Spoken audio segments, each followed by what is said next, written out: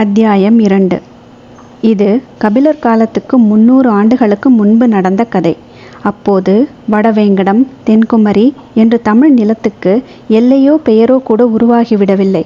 அடர்ந்த காட்டில், ஆற்றுப்படுகையில், வண்டல் பூமியில், வற்றிய பாலையில், கடலோரத்தில், மலைமுகட்டில் என வெவ்வேறு வகையான நிலங்கள் தோறும் இனக்குழுக்களாக சேர்ந்து வாழ்ந்த மக்கள் தங்களின் குல முறைப்படியான வாழ்வை நடத்தி கொண்டிருந்தனர். அரசனோ உருவாகவில்லை. குலத்தவன் மட்டுமே இருந்தான். அவனே குலங்களை வழிநடத்தி கொண்டிருந்தான். குறிஞ்சி, முல்லை, மருதம், நெய்தல், பாலை என ஐவகை நிலங்களிலும் 100க்கும் மேற்பட்ட மனித கூட்டங்கள் தங்களின் தனித்தனி அடையாளங்களோடு செழித்திருந்தன. இயற்கையோடு இயைந்த வாழ்வு. தேவை மட்டுமே ஆசையாகவும் கனவாகவும் இருந்தது. உழைப்பும் விளைச்சலும் பொது சொத்து. கொண்டாட்டமும் குதூகலமும் இயல்பின் பிரதிபலிப்பு. எல்லா மனிதனும் சரிநிகராக இருந்தனர். இயற்கையான பிரிவினையான ஆண் பெண் என்ற பாலின பிரிவினை மட்டுமே இருந்தது. வேட்டையாடிய உணவை நெருப்பில் சுட்டு தின்று கொண்டிருந்த போது குகையில் இருந்த பெண்கள் ஓய்வு நேரத்தில் நீரை கொதிக்க வைத்து இறைச்சியை அதில் வேக வைத்தனர். மாமிசத்தையும் கிழங்குகளையும் நெருப்பில் சுடாமலே உண்ணக்கூடிய பக்குவத்துக்கு அவர்கள் மாற்றினர். வேக வைத்த உணவு என்ற புதியதொரு வகையை உருவாக்கினர். அன்றிலிருந்து நெருப்பில் சுட்ட உணவுகளுக்கு ஆண் உணவு என்று பெயராயிற்று. நீரில் வேக வைக்கப்பட்ட உணவுகளுக்கு பெண் உணவு என்று பெயராயிற்று. ஆண் அவசரத்தின் அடையாளமானான். பெண் பக்குவத்தின் அடையாளமானாள். உணவு, தாவரங்கள், விலங்குகள், பறவைகள், மலைகள், நதிகள் என எல்லாமே தம்மைப் போலவே ஆணாகவும் பெண்ணாகவும் இருக்கின்றன என்ற முடிவுக்கு வந்தனர். இயற்கையின் அதி அற்புதம் எல்லாம் எதிர்பாலினத்தின் மீதான வசீகரத்திலிருந்தே தொடங்குகிறது. எல்லாவிதமான புதிய ஆற்றலின் ஊற்றுக்கண்ணாக அவையே இருக்கின்றன. காதலுக்குள் தான் இயற்கையின் இயங்கு சக்தி பொதிந்து கிடக்கிறது. ஆண் பெண் என்ற இரு சக்திகள் ஒருபோதும் ஒன்றையொன்று முழுமையாக புரிந்து கொள்ள முடியாத ஆதி ரகசியங்களை தன்னுள் கொண்டுள்ளது. நீரும் மண்ணும் போலத்தான் ஆணும் பெண்ணும். நொடி நேரத்தில் ஒன்றினுள் ஒன்று கலக்கவும் முடியும், மறுநொடியில் ஒன்றை விட்டு மற்றொன்று கழலவும் முடியும். அதுவே அதன் இயல்பு. உயிரினங்களில் இயற்கை உருவாக்கியது இந்த இரு பிரிவினையை மட்டுமே. இதுவன்றி வேறு பிரிவினைகள் இல்லாமல் அழகாகவும் அமைதியாகவும் இருந்தது அந்த காலம். ஆனால் அந்த அமைதி நீண்டு நிலைக்கவில்லை. மெல்ல குலைய ஆரம்பித்தது. பெரும் மாளிகை சரிய காரணமான ஒற்றை செங்கலை போலத்தான் சொத்தும் சொத்தின் மீதான ஆசையும். தனக்கான உடைமை, தனது சந்ததிக்கான சேமிப்பு என ஆரம்பித்த போதுதான் குலங்களின் அமைதி குலைய ஆரம்பித்தது. ஏற்றத்தாழ்வுகள் உருவாகின. குலங்களில் வலுத்தவன் கை ஓங்கியது. வல்லமை பொருந்தியவனின் கைகளில் அதிகாரம் நிலை கொண்டது. வலிமை அடைந்த குலம் பிற குலங்களை அடக்கி ஆள நினைத்தது. தமிழ் நிலம் எங்கும் இருந்த நூற்றுக்கணக்கான குலங்கள் ஒன்றோடு ஒன்று மோதத் தொடங்கின. அடர்ந்த காட்டில் விடாது கேட்கும் இடியோசை போல அந்த மோதல்களின் ஓசை கேட்டுக்கொண்டே இருந்தது. நூற்றாண்டுகளாக குருதியாறு நிற்காமல் ஓடியது. ஆரம்ப காலத்தில் மனிதனுக்கு தேவையான பெருஞ்செல்வமாக கால்நடைகளே இருந்தன. எனவே கால்நடைகளை அதிகப்படுத்தவே எல்லா குலங்களும் ஆசைப்பட்டன. அடுத்த இனக்குழுவின் கால்நடைகள் இரவோடு இரவாக களவாடப்பட்டன. களவு கொடுத்தவன் ஆயுதங்களோடு குறுக்கே பாய்ந்தான். ஓட்டிச் செல்லப்படும் கால்நடைக்கும் மீட்டு திரும்பும் கால்நடைக்கும் இடையில் எண்ணிலடங்கா மனிதன் சிட்டு விழுந்தான். அடுத்த கட்டமாக நல்ல விளைநிலங்களை கைப்பற்ற குலங்கள் மோதிக்கொண்டன. செழிப்பான விளைநிலங்கள் எங்கிருக்கிறதோ அங்கே மனித ரத்தம் ஆண்டு முழுவதும் உலரவில்லை. கால்நடைகளை பறிக்கும் போது மோதலாக இருந்த செயல் இப்போது போர்களாக பரிணமித்தது. ஒரு போர் இன்னொரு போரை உற்பத்தி செய்தது. தொடக்க காலத்தில் தோல்வியடைந்த நாட்டின் வீரர்கள் வெட்டி கொல்லப்பட்டனர். ஆனால் இப்போது அப்படி அல்ல. அவர்களின் உழைப்பு புதிய அரசுக்கு தேவையாக இருந்தன. எனவே அவர்கள் அடிமைகளாக்கப்பட்டு நுகத்தடியில் பூட்டப்பட்டனர். வீழ்ந்தவனின் நிலத்தை வென்றவன் வாள் கொண்டு உழுது பயிரிட்டான். பிறர் மண் உண்ணும் செம்மலே என்று அவர்கள் போற்றப்பட்டனர். பெருகி வந்த தேவையும் கடல் வழி வணிகமும் எண்ணற்ற அடிமைகளை நாள்தோறும் கோரின. நிலத்துக்காக தொடங்கிய போர் இப்போது அடிமைகளை பெறுவதற்காக ஆனதாக மாறியது. போர் எனும் நிரந்தரமான கொதிநீர் கொப்பரைக்குள் எண்ணிலடங்கா இனக்குழுக்கள் விழுந்து ஒன்றோடு ஒன்று மோதி அழித்து கொன்று செரித்து மிஞ்சியவை மேலேறின. மேலேறியவர்கள் தாங்கள் இனி குலத்தவர்கள் அல்ல, வேந்தர்கள் என்று அறிவித்தனர். வம்ப வேந்தர்கள் வாழ்க வாழ்க என்ற முழக்கம் 1/3 நிலப்பகுதியில் ஒலித்தது. வேந்தர்களுக்கென்று தனித்த அடையாளங்களை சான்றோர்கள் உருவாக்கினர். மணிமுடி, அரச முரசு, வெண்கொற்றக்குடை, ஆணைச்சிகரம் ஆகியவை வேந்தர்களுக்கு உரியன. வேந்தர்கள் என்றால் அது சேர, சோழ, பாண்டியராகிய மூவர் மட்டுமே. மற்ற எல்லோரும் குறிநில மன்னர்கள் என்று அறிவித்தனர்.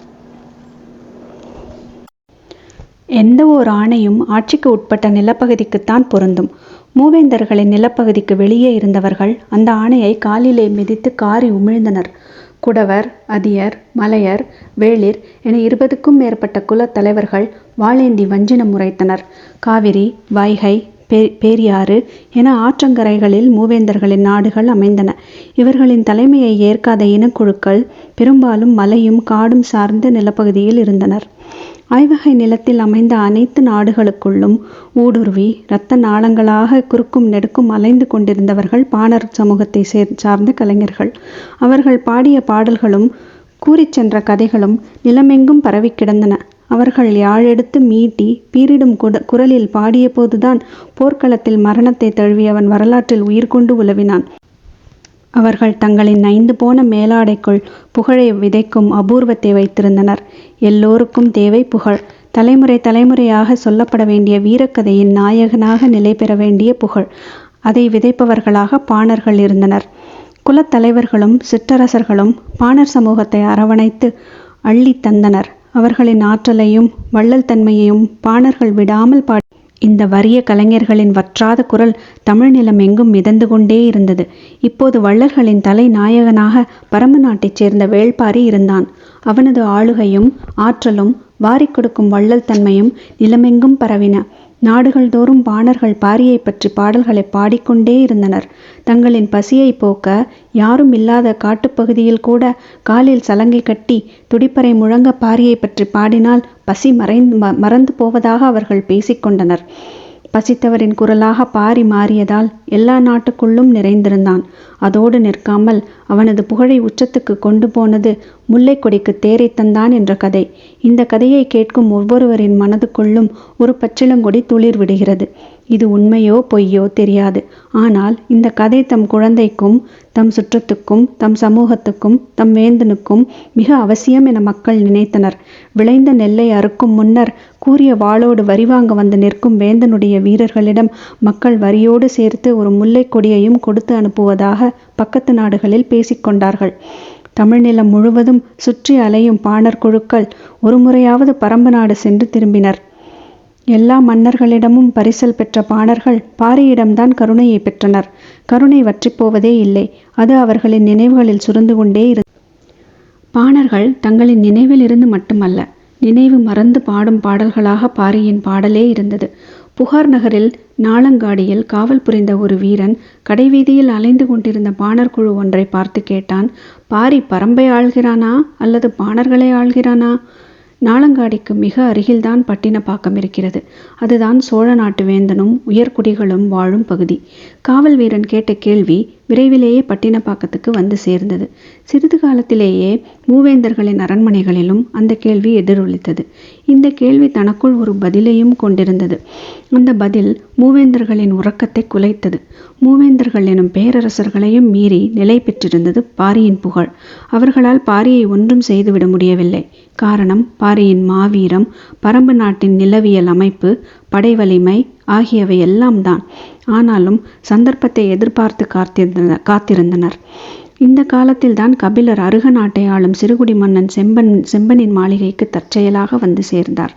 அன்றைய தமிழ் நிலத்தின் பெரும் புலவராக விளங்கியவர் கபிலர். கபிலரை போன்ற புலவர்களை மாற்றரசுக்குள் நுழையவும், அரசனுக்கு அறிவுரை சொல்லவும், போரை தடுக்கவும் அவசியம் என கருதினால் தாக்குதலை நடத்தவும் காரணமாக இருந்தார்கள். அவர்கள் நிலமெங்கும் சுற்றி அலைந்தபடி இருந்தனர். கடற்கரையில் காய்ந்த மீனும் ஆயர்குடியின் தயிர் மத்தும் இவர்களின் பாடலில் சுவையை கூட்டின. பாலை நிலத்தின் ஊன் சோறும் குறிஞ்சி நிலத்தின் புளித்த கல்லும் தமிழ் கவிதைகளை செழிப்புறச் செய்தன. கபிலர் பரம்பு நாட்டுக்கும் போனதில்லை, வேள்பாரியை சந்தித்ததும் இல்லை.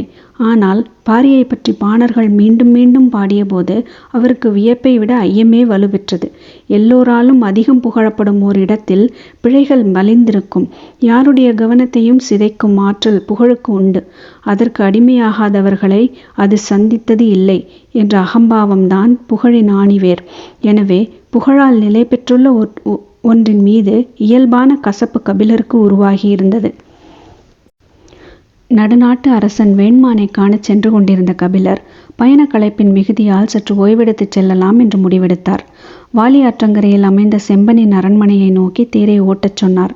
பாணர்களின் கூத்தை பகலெல்லாம் பார்த்திருந்த செம்பனுக்கு மாலையில் திடீரென கபிலர் வந்தது பெரும் மகிழ்வை தந்தது. பச்சை நிற குப்பியில் நிறைந்து வழியும் கள்ளோடு தொடங்கியது அன்றைய இரவு. கள்ளை பருகத் தொடங்கியதும் அதன் புளிப்புச்சுவை சற்றே மாறுபட்டதாக இருக்கிறதே என்று உணர்ந்த கபிலர், இது என்ன கள் என்று கேட்டார். தேனிலிருந்து தயாரித்து மூங்கில் குழாயில் இட்டு நன்கு புளிக்க வைத்த முற்றிய கள். நாங்கள் இதை தேங்கல் என்போம். உங்களைப் போல் புலவர்கள் தேரல் என்று சொல்வீர்கள் என்றான் செம்பன். அப்போது வீரன் ஒருவன் உண்பதற்கான கரித்துண்டங்களை ஒரு பானை நிறைய கொண்டு வந்து வைத்துவிட்டு போனான். அந்த பானையை கபிலர் எடுத்து உண்ண ஏதுவாக அவரை நோக்கி தள்ளி வைக்க முயன்றான் செம்பன். பானையை ஒரு கையால் தள்ள முடியவில்லை. இன்னொரு கையில் இருந்த குப்பியை கீழே வைத்துவிட்டு இரு கைகளாலும் தள்ளினான். அதை கவனித்த கபிலர் கல்லை பருகியபடியே கேட்டார், பகலெல்லாம் பாணர்களுக்கு அள்ளி வழங்கியதால் உனது கரம் சோர்ந்து போய்விட்டதா? இல்லை பெரும்புலவரே, அவர்களுக்கு அள்ளி வழங்கும் நல்வாய்ப்பு ஏதும் இன்று எனக்கு கிடைக்கவில்லை. ஏன்? அவர்கள் பரம்பு மலையில் பாரியை பார்த்துவிட்டு வருபவர்கள். எடுத்துச் செல்ல முடியாத அளவு பொருட்களோடுதான் இங்கு வந்தார்கள். என்னை நன்கு அறிந்த கீழ்க்குடி பாணர் கூட்டம்தான் அது. எனவே என்னோடு விருந்துண்டு ஆடிக்கழித்து விட்டு போனார்கள். நெய்யிலே வறுத்தெடுத்த மான்கரியின் கால் சப்பையை கடித்து இழுத்தபடி கபிலர் கேட்டார், பரம்பு நாட்டுக்கு போய் திரும்புபவர்கள் இந்த பக்கம் ஏன் வந்தார்கள்? அருக நாட்டின் தென் திசை எல்லை பச்சைமலை தொடரில்தான் முடிகிறது. அந்த பக்கம் இருக்கும் வேட்டுவன் பாறையின் வழியாக பரம்பு மலைக்கு போகும் பாதை ஒன்றுண்டு. ஆனால் அது முறையான பாதை அல்ல. அதில் எப்படி இவர்கள் இறங்கி வந்தார்கள் என்று தெரியவில்லை என்று சொல்லியபடி தனக்கான கரித்துண்டை எடுத்து கடித்தான் செம்பன். பாதையை முறையற்று வைத்திருப்பது அரச குற்றம் என்றார் கபிலர். மலைப்பாதையை பாதுகாப்பது கடினம் அல்லவா என கேட்டான் செம்பன். அவன் தேருக்கு முக்கியத்துவம் கொடுத்திருந்தால் பாதையை பாதுகாத்திருப்பான். முல்லைக்கு கனிவு காட்டியவன் பாதையை கைவிடத்தான் வேண்டும். கைவிடப்பட்ட பாதையால் வணிகம் வளராது. வணிகம் பெருகாத நாட்டில் வளம் கூடாது. வளமற்ற நாட்டில் நிறைந்திருப்பது மக்களின் கண்ணீர் துளிகளே. பரம்பு நாடு வளம் மிக்கது. அது மட்டுமல்ல, பாரியை பார்க்க போன யாருமே பாதை தவறியோ காட்டு விலங்குகளிடம் சிக்கிக்கொண்டோ வழி தெரியாமல் இடர்பட்டதாகவோ நான் கேள்விப்பட்டது இல்லை என்றான் செம்பன். பாதை சரியில்லாத நிலையில் பயணம் மட்டும் எப்படி சரியாக இருக்க முடியும்? கபிலரின் திடமான கேள்விக்கு செம்பனிடம் பதில் இல்லை. குப்பியில் இருந்த கள் தீர்ந்து கொண்டே இருந்தது. நீங்கள் பாரியை வள்ளல் இல்லை என்கிறீர்களா? பாரியை வள்ளல் என்றோ சிறந்த அரசன் என்றோ என்னால் இப்போது சொல்லிவிட முடியாது. தான் பேசும் வார்த்தைகளை உணர்ந்தவாறே கபிலர் சொன்னார். நாளை காலை நான் வேட்டுவன் பாறை வழியாக பாரியின் பரம்பு நாட்டுக்குள் நுழைவேன். செம்பன் அதிர்ந்து போனான். நடுநாட்டுக்கு அல்லவா போவதாகச் சொன்னீர்கள்? நாம் தீர்மானித்தபடியெல்லாம் நடந்து விடுவதில்லை. வார்த்தைதான் நம்மை வழி நடத்துகிறது. ஒரு குப்பிக்கள் பல நேரம் வரலாற்றையே மாற்றியிருக்கிறது. யார் அறிவார், ஒரு கையால் நீ பானையை தள்ளாமல் போனதால் இன்னும் என்னென்ன நடக்கப் போகிறதோ? கபிலரின் வார்த்தையை கேட்டு செம்பன் ரசித்து சிரித்தான். மறுநாள் காலை கபிலரை பரம்பு நாட்டுக்கு பாதுகாப்போடு அழைத்துச் செல்ல ஒரு படையோடு செம்பன் தயாராக இருந்தான். நான் பரிசோதிக்க நினைப்பது பாரியை, உனது படைபலத்தை அல்ல. கபிலரின் குரல் படையுடன் சேர்ந்து செம்பனையும் சாய்த்தது. தனித்த தேரில் கபிலர் புறப்பட்டார். கபிலர் தனது துணிச்சல் கொண்டு பாரியை அளவிட முடிவு செய்து வேட்டுவன் பாறை வழியே மேலே ஏறினார். எங்கிருந்தோ வந்த நீலன் அவருடன் இணைந்து கொண்டான். இப்போது வரை அவருக்கு பிடிபடவில்லை, அவன் வந்து இணைந்தது தற்செயலா அல்லது நிலைத்த ஏற்பாடா? ஆனால் நீலனுக்கு பிடிபட்டிருந்தது. கபிலர் காலில் ஏற்பட்டுள்ளது தசைப்பிடிப்பு. அது நேரம் ஆக ஆக வலியை கூட்டும். இந்த இடத்தில் ஆபத்து அதிகம். எனவே பேச்சு கொடுத்தபடி விரைவாக தனது குடிலுக்கு அழைத்துச் செல்ல வேண்டும் என முடிவோடு வேகமாக முன்னகர்த்திச் சென்றான். வானில் பறவை கூட்டங்கள் வரிசையாக கூடு திரும்பிக் கொண்டிருந்தன. இரவின் வாசற்கதவு திறக்கப் போகிறது. பசுவின் முடிவில் இரவு பால் சுரக்கத் தொடங்கியிருக்கும்.